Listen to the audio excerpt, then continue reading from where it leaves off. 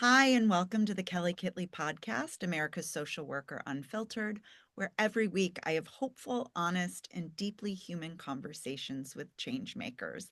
And today I am so excited to have my guest, Scilla Andreen, who is the CEO and founder of Impactful Networks, a health and tech startup, AI, and evidence-based curricula to support diverse populations, as well as the founder of Impactful Fund, which is a 501(c)(3). And you have created 4 films underneath that umbrella, one of which I saw, Angst, which was a film about anxiety and how to destigmatize people who are living with anxiety and mental health issues and give us permission to speak more about it. And I don't even know how I came across you, but you are just a radiant light. And I spoke about your program that was offered curriculum to Chicago Public Schools in Illinois, and was just so excited about this free resource for the school that was a pilot program at the time. And here we are today. I can't even keep up with you because you have so many jobs and you wear so many hats, and it's all for good to help people who are struggling with mental health and educate them and their families and their communities. And you also have personal experience. So we are right here at the right time. Thank you for saying yes. Oh my gosh, I was excited. Well, I can't remember how we got connected either, but I just recall whoever connected us said you are a mover and a shaker and doing your Wednesday, was it Wednesday Wellness? Yeah, Wellness Wednesdays. Wellness Wednesdays. And then Yeah. of course you're popping over to New York, and I think we tried to get together in California, but yeah, I mean, we find each other because we're all on a mission and we Absolutely. need each other. Like it's going to take more than a village. It's going to take some time. I mean, we're just moving the needle. And Yeah. so tell me, I mean, you're a filmmaker, you are a writer, you're a creator, you're a mother. Oh, you stop messing with your screen. Because the phone was coming in. So I Oh, you was, got to silence it. okay. This is why it's called unfiltered, because I don't like to have to edit. So it's candid as it is. Anyway, tell me about these films. I mean, I saw one, Yeah. Angst, with Michael Phelps. You're just, I mean, you write them, you produce them, you create them. I can't even wrap my head around all these hats that you wear. You know, it's funny.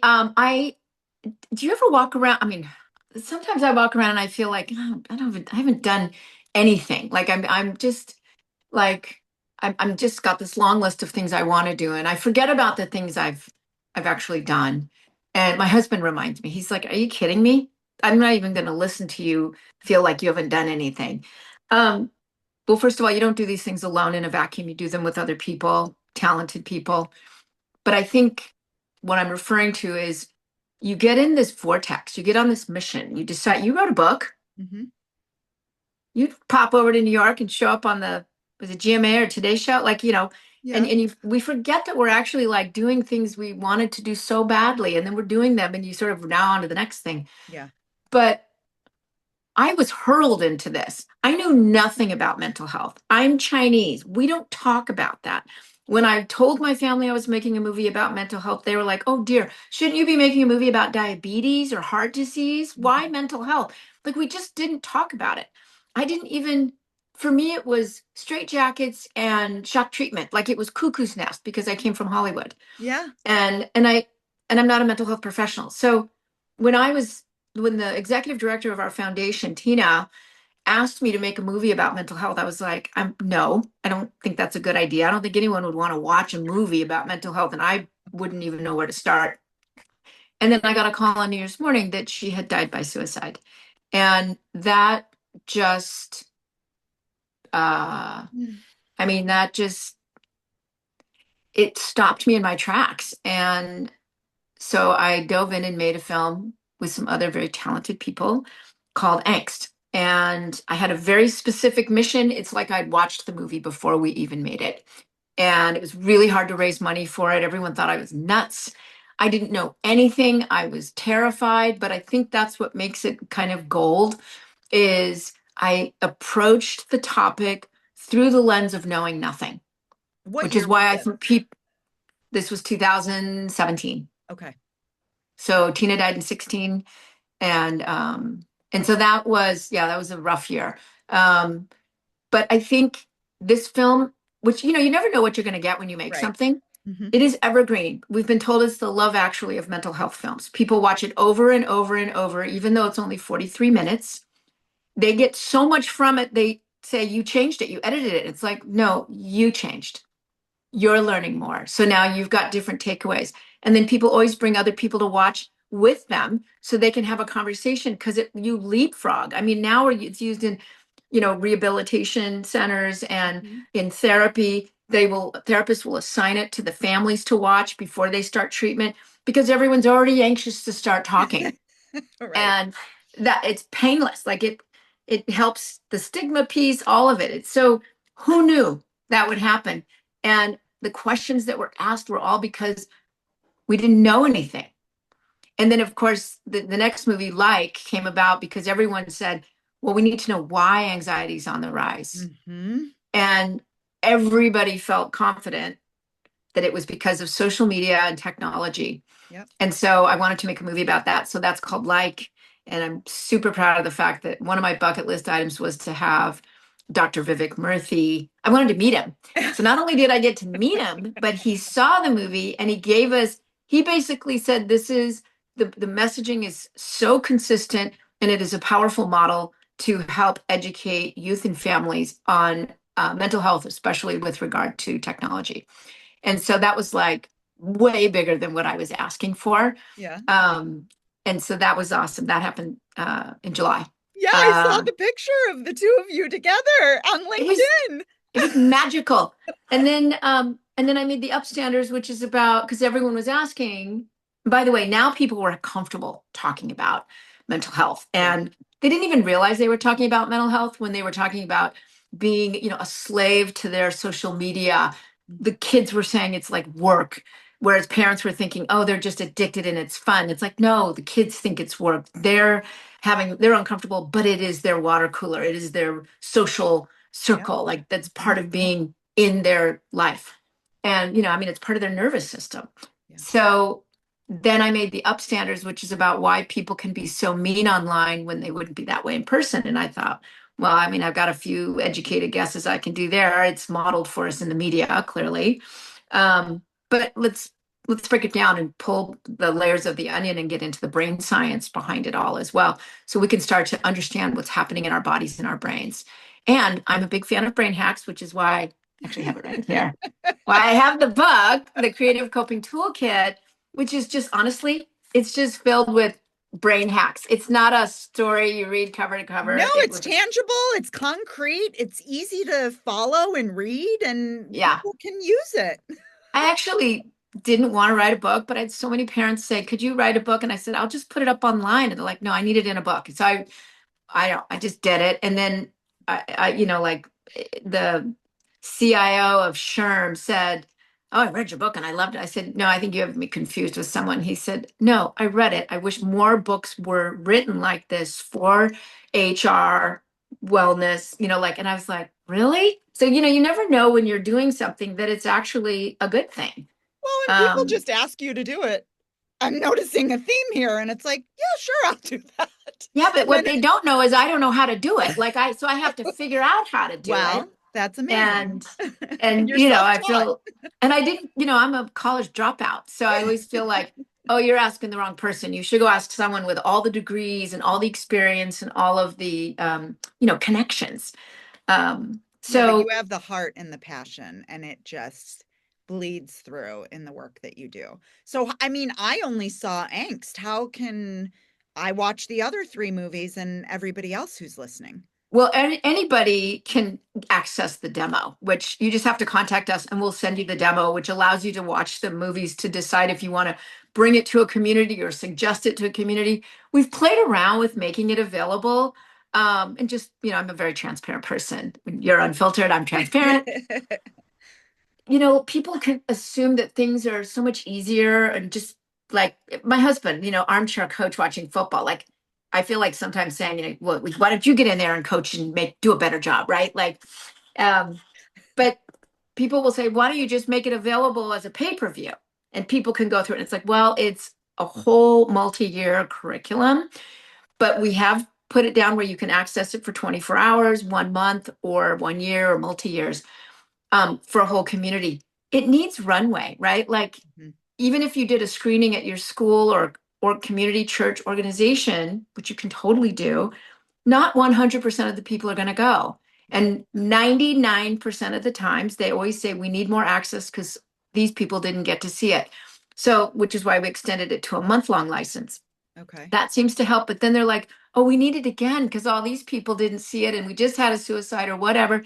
So it's not that much more to access it for a year. Then you can go to in and out of it as much as you want. But there's so much there. It's Yeah. becoming a go-to tool. So you could reach out to us and we will, you know, the pay to finish the pay-per-view story, people were saying, well, I'm not going to spend $29 to watch it when I could, all these movies when I can spend $4.99 on Apple, Oh my right? Like, gosh. so movies have their own um like optics and psychology around it. Hmm. Also, when I say movie, everyone thinks it's 2 hours or 120 minutes Right. or like 100 minutes or something.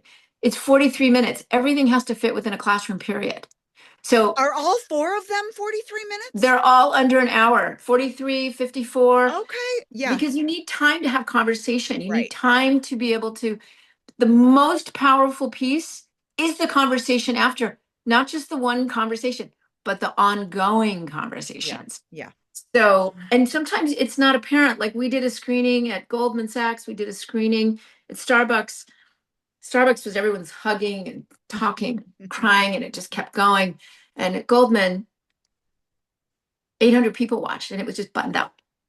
Yeah. And two questions were asked in the Q&A, and we had a full panel, right, like Hmm. of Hmm. superstars. And I went to the head of global wellness and I said, oh, I guess it didn't really resonate. She said, are you kidding? People are talking in reviews, in the hallways, in the bathrooms, in the ER, employee resource groups. Like, so it's interesting. And all I want to do is make impact Yeah. and not go broke in the process. So we make it very affordable, which then you have people say, well, it must not be good because it's not expensive enough. So how's that going to save lives? It's just like, Hmm. okay. And then you have the people who have no money. And, in the last year, there were a lot of changes that happened in the education department and not funding mental health education in schools Hmm. because math, science, and reading became the priority. And it's not that anyone doesn't care about mental health, it's that we need to find a different place to educate about mental health. And so we've kind of done that anyway already. Hmm. And, where is the funding? How can we help educate people about mental health without disrupting the day? Hmm. And you make it accessible and affordable for everybody. Yeah. But I am working through the foundation. I like to dream big. Why not? Right? Why not? To make it free in every classroom across the country, Oh my which gosh. would include the families. Hmm. And so when there's an intentional reason to watch and bring something together, and there are evidence-based, proven follow-up activities, and we've already seen the different paths that it takes at Yeah. people and communities. When you realize that it does save lives, it helps attendance, it helps academic achievement, it helps absenteeism, presenteeism, graduation rates, struggling, homelessness, entering the justice system. Like when you see something have that kind of an impact, Yeah. then it's all worth it. But Sheila, how do you measure it? Well, we've been measuring. In fact, I have quite a bit of work to do this week. We just pulled some of the most recent links to the anonymous data surveys that we Okay. have in place. We've also done third-party internal reviews Hmm. with the University of San Francisco. We're also a part of a 2-year federal study um, for and so we have that data, but we also collect our own data of impact. And so I actually have that on all of the programs throughout the country that I now need to parse together, put it all together, and then have some different review boards that we work with go Oh my through it. gosh. I mean, engagement's easy to track, right? Sure, Where sure. in the country, sure. Yeah, Student, educator, yeah. parent, those are easy things. But as far as like pre and post asset, Hmm. like, are you now more comfortable talking about it? Would you seek help? The whole point is to educate anyone who touches the program to seek help. Well, and And not I'm, only that, but you're right. There has to be a process after you review something or watch something, with yeah, peers, with a facilitator, because it's like, okay, now I have all this knowledge. What do I do with it? And how do I put it into action when I need it? yeah. So I mean, do you have a goal of like how many more films you're going to make under that umbrella? Are you shifting more to the AI, the GG piece we were talking about? Yeah, I mean, it's hard to get people to sit down and watch a movie, right? Like they got to carve out the time. They don't assume that it's under an hour. They always Yeah. assume it's more than an hour, so they put it off. They'll watch trailers. So we actually took the movies and we put them into little bite-sized pieces. So they end up ultimately watching the whole movie, but in chunks, which Okay. they can do. So Mhm. between the two, that gets covered. Um, yeah, I mean, sure. I've been asked to make movies about fentanyl, addiction, school shootings, that kind of thing. I just didn't know how to wrap my head around that. Um, and frankly, I started Impactful Networks to really focus on the things that are working. And there's plenty of organizations and opportunity to identify the things that are broken and not working. And Mhm. we need that as well. But my Chinese grandma, Papa, used to always say, everything you need, you already have. I didn't get that as a kid, right? I needed $500 for a plane ticket to Hawaii with my friends, and I didn't have it. Right.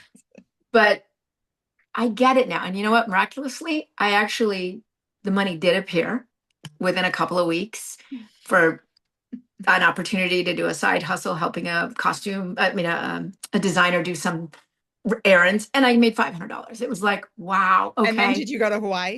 Yeah, So you totally. did have everything you need, or it came at the Yeah. right time. I Well, or you love just that. may not think that it's in the form that you need it, but you Yeah. have it already. So you can create it. And so when I think about, I mean, Michael Phelps talks about it in Angst, is that we have a toolkit, like we have a set of tools. We need to learn how to use them and tap them. And so this is that same philosophy. I feel like we came equipped, but was never really nurtured. It was sort of like, I mean, I want to be so upstream. Hmm. Of course, we are always brought in for triage. There's school Right. suicide, the Yep. school calls, we Hmm. need this now. And I'm like, okay, no problem. We're really good at that. But the biggest, greatest impact is if we're upstream, where people, Preventatively. right. Yeah, proactively. Yeah. So, I mean, what's that saying? Like, why try to get better at fishing people out of the river when we can prevent them from falling in? Oh, yeah. And so that's where we are best. Hmm. And, the, through the foundation, I want to raise enough money to be able to like really understand how to implement it on the preventative side. Right now, the program is so easy.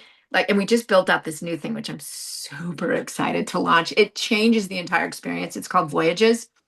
And basically, you just click a button and you start going through on a voyage, and it takes you through the entire toolkit. So you'll hit all the different assets because we learned that organizations were calling us and saying, can you make a movie about this? Can you make a movie about, um, you know, perimenopausal women or, oh my God, there's so many things. I mean, I've got a long list of films I could Yeah, I make bet. movies about, but there's already so much in there. And if you think about it, school shootings are trauma and grief and PTSD. That's in the program already. Yeah.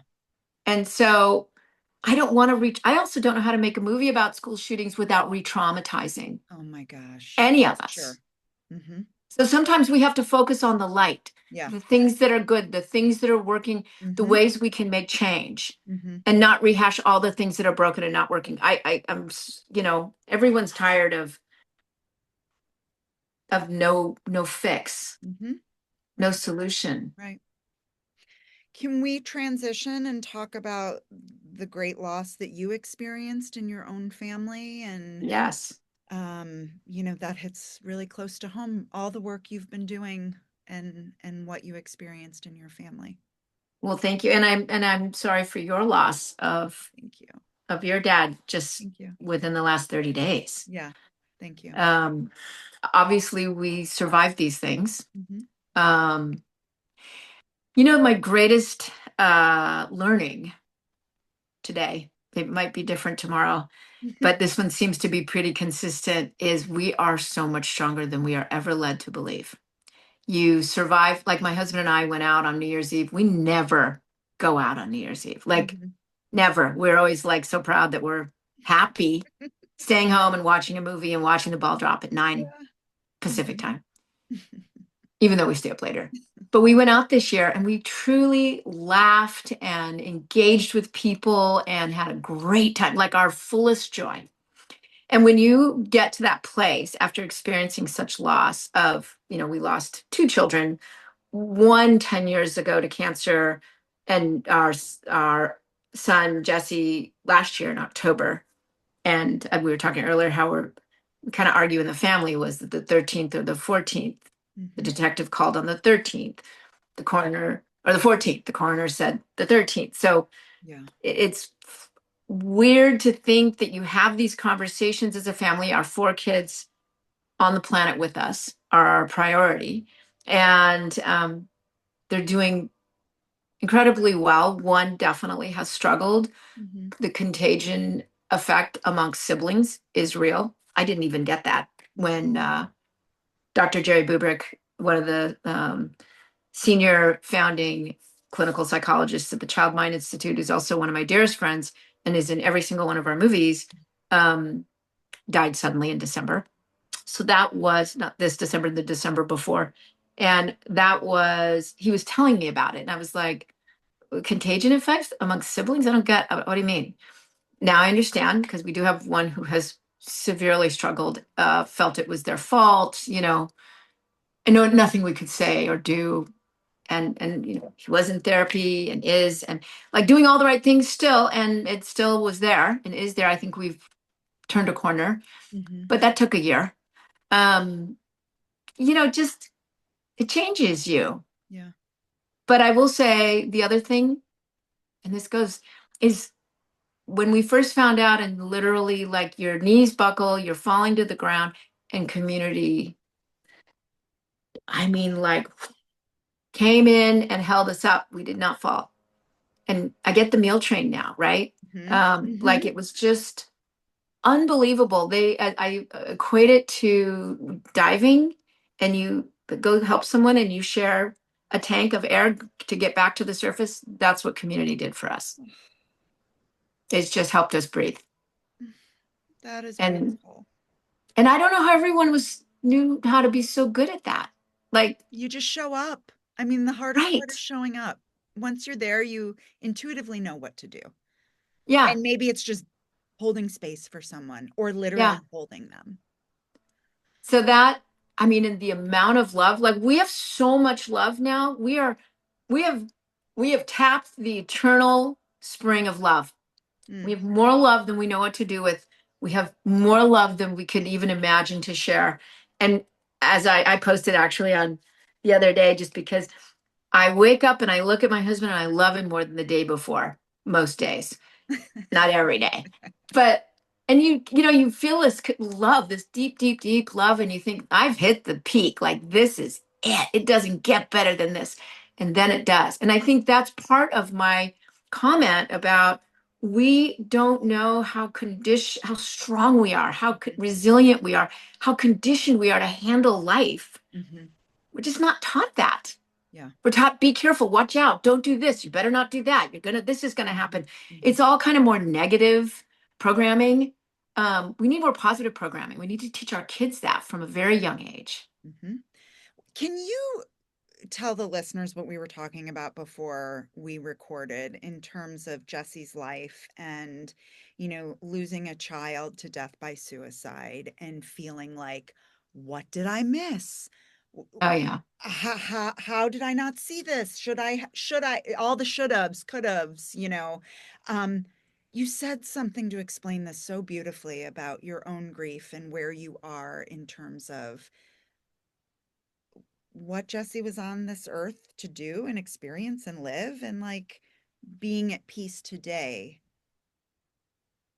Yeah, it took me time to get there, but I do think there's so much information out there. I mean, we're finally talking about mental health, right? Like for so long we weren't. Now it's getting quite normalized. Sure. I wouldn't say it's getting better, but I think people are more talking about it more. There's still Mhm. cultures that aren't. So therefore, I think people who are struggling can hide in plain sight much more easily. Jesse controlled the narrative. When we first got the call, my first thought was, how did we miss this? Like, it was such a shock. It was so surreal and unbelievable that this is happening. And it took a while to actually accept the fact that it was real. And but then I started to realize, how did I miss this? And then I realized, oh my God, like, did I contribute in the sense that he had the vocabulary, he knew how to, control the narrative and show us only that which he wanted us to see. And then I started, you go through the different phases. Um, and I've now come to a place where I have accepted his choice. I Mhm. don't like it. I Mhm. never will like it, but I've accepted it. And I have a new sort of more deeper understanding of life and death through my own belief system and lens. And I think that he signed up for a journey to come here and learn some things. And I think he felt like he learned what he needed to learn. And this was now he was, I'm out, I'm done. I want to go on to the next thing. Mhm. And so I don't want to think about him as our one kid who died by suicide, just like Sure. Rochelle is the one kid who died from cancer. It's more, Rochelle was an artist. She did these things. Yeah. Jesse was Yeah. funny. He loved Uh-huh. to do, he was very popular and really smart. They both were. And like those things, right? Right. Um, not the not the how they chose to exit. And yeah, Yeah. I mean, that brings me comfort. Not everybody's wired that way, but that's helped me find some peace. And I always think I'm doing great, like raw. And then I look back, in 3 months, I'm like, okay, I wasn't doing that great. I thought I was, but just like when you get a haircut and you're like, I love this haircut. And then you look at it 10 years later and like, what was I thinking? Right. So grief has been like that for you, huh? Yep. Yep. Just like the bad outfits too, that you spent too much money on and thought it was fabulous. And then you're like, oh my God. So as far as measuring impact, even in our own growth, Yeah.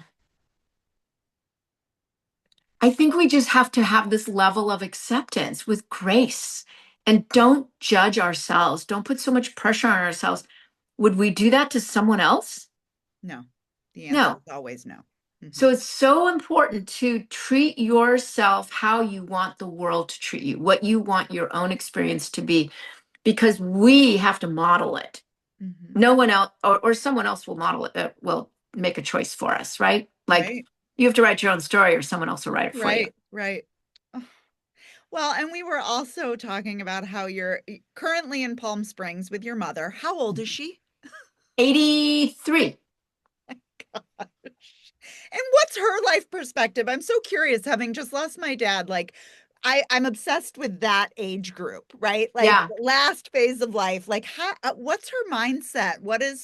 Is she as positive and optimistic as you are? Maybe she's the total opposite. I don't know, but No, she is. I don't know about you, but I think a lot of kids go through a phase. I certainly know my kids have, where the parents are a bit of an embarrassment or oh yeah, they know better than yeah. us. And we did that too with our parents, right? I think Mhm. that's a natural thing. Mhm. My mom is so positive that I thought she was ridiculous, out of touch, not paying attention in the world. Now she's like a role model for me in that because you can choose to like freak out over something or you can choose to just be okay with it. It's life. It is what it is. She, firstborn daughter. I'm sure you've seen those posts going around. Like if Oh you're a yeah. firstborn daughter, Uh-huh. you feel responsible. You have to give That's feedback to me. your Yeah. parents. So I identified with that so much. I'm like, oh my God, yeah. Yeah.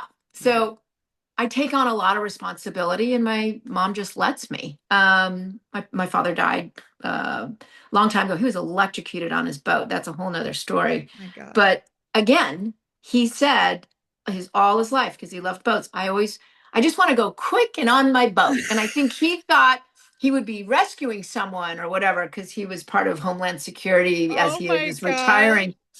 And when he died, and the detective called, and I said, "Oh my God, electrocute! Get ready to go to a Christmas party, electrocuted on his boat." And I thought, that's exact, dressed to Careful the what you, nines, yeah. quick and on his boat.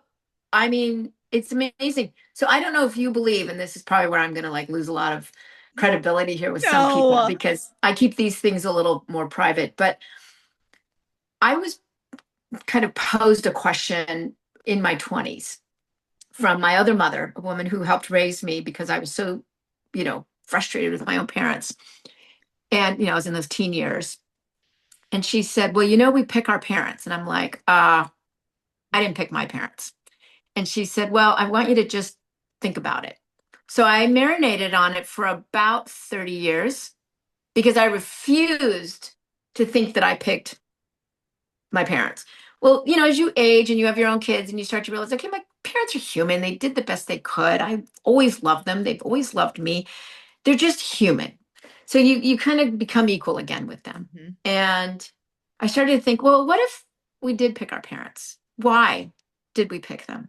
I wanted freedom. I wanted independence. I wanted people who modeled entrepreneurialism, even though I didn't know what that was at the time. I wanted someone who was so distracted with themselves that they didn't have to be watching over me so I could go out and explore and do the things I want to do in my own terms, which I did. And who never tried to stop me. They didn't provide health insurance. They didn't really buy me clothes. Like they didn't do that stuff, but they let me be. Wow. That is the golden ticket of what I needed to hear today. Well, if you think about it, and then you can come to a level of accepting that, Hmm. think about the power you have to Yes. do anything in life. You chose those parents to come into this planet, in this life, in this journey, and to learn to do certain things because it's part of a greater good of we are one, right? Like I never got that either. I'm like, we are one? What do you mean we're one? I don't get that. I didn't understand energy and deeper connection. You can walk in a room and have a certain attitude and you're going to affect everyone around you because of energy, right? Got it. So, Mm. Kelly, just marinate on the fact that you picked your dad and your mom to come into this planet because of all the parents you could have picked, you liked that specific energy. It fit the requirement good enough to accomplish what, like going on this trip. Thank you. Thank you. So it's an amazing experience for those that actually choose to sort of take that accountability Hmm. Yeah. to think about how you apply that in every decision you make. Hmm. And Well, to honor the kids that have chosen us. The Chinese have this. sure. My grandma said, I had a miscarriage once, and she said, "Oh, well, that soul will try again. Wow. Picked you for a reason, tried again, or change their mind." So I'm like, okay. Got me Whose out of side my is Chinese? self-pity. Mom's or dad's side is Chinese? All Chinese moms. Oh, okay. Dad's side is Swedish. Oh my gosh. What a mix. It was a hard mix to grow up being with my name spelled the way it is, and being A for Andreen at the top of the roster. Because in the old days, they used to call roll call, Yeah. and they'd be like Scilla Andreen, and it was like, ugh, here. And it was just so I didn't have friends. I had a fake friend. I mean, I had a real friend, but he was invisible, named Oliver after Oliver Twist, Oh my because he was gosh. such a good. So I grew up watching movies and TV. That's what modeled life for me. Yeah. And then no wonder I ended up in film and storytelling. Full circle. Full circle until my sister came around 10 years later. And then I was like a built-in babysitter and, Right. extension of my Did parents. she pick you or she picked your parents Oh too? my God, that is really good. I never even thought about that. I wonder if she thought, oh, okay, I'll take them so long as she's part of the Yeah. package. Yeah. That's I funny. love it.